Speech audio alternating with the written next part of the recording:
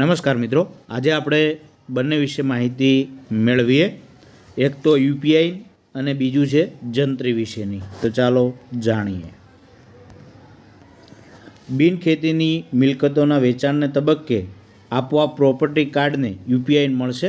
હવે દસ્તાવેજ નોંધાયા પછી સિટી સર્વેમાં રૂબરૂ જવું પડશે નહીં. ખેતીની જમીનની બિનખેતી એને થયેલી જમીન સહિતની તમામ મિલકતોમાં વેચાણ દસ્તાવેજ નોંધાયા પછી પ્રોપર્ટી કાર્ડમાં તેની નોંધણી કરાવવા માટે નાગરિકોને સિટી સર્વેની કચેરીમાં રૂબરૂ જવું નહીં પડે.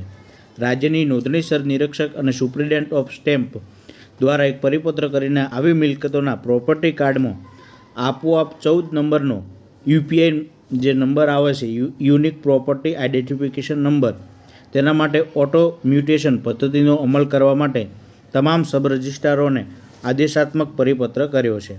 હાલમાં ઉક્ત વ્યવસ્થા માત્ર ખેતીની જમીન અર્થાત 7/12માં જ અમલમાં છે, પરંતુ આગામી સમયમાં બિનખેતી મિલકતોમાં પણ અમલમાં આવે તેવા ઉદ્દેશથી નોંધણીસર નિરીક્ષક અને સુપ્રિન્ટેન્ડન્ટ ઓફ સ્ટેમ્પ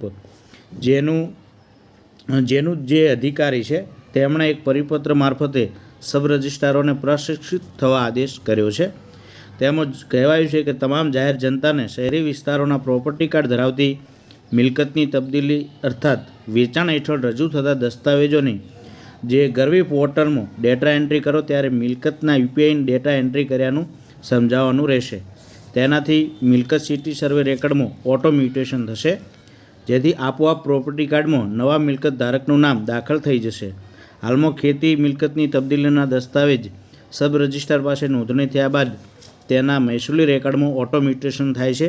તે જ રીતે પક્ષકારને દસ્તાવેજ નોંધણી બાદ નોંધ પડાવતા મામલતદાર કચેરીએ જવું પડતું નથી. તે જ રીતે બિનખેતી હેઠળની મિલકતોમાં પણ સિટી સર્વે કચેરીએ જવું પડશે નહીં.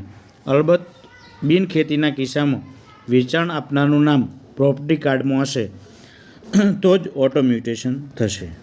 બીજું છે કે નવી જંત્રી તૈયાર. ખેતી બેંકની એજીએમમાં મુખ્યમંત્રીએ આપ્યા સંકેત. જમીનના ભાવો તો ખૂબ વધ્યા પણ જંત્રી વધતી નથી. બાકી ખેડૂતોને વધુ પૈસા મળશે.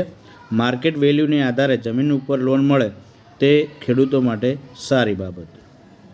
હવે જોઈએ આગળ શું સમાચાર આવે છે. જ્યારે પણ જંત્રી બાબતના નવા સમાચાર આવશે ત્યારે અમે તમને જણાવતા રહીશું.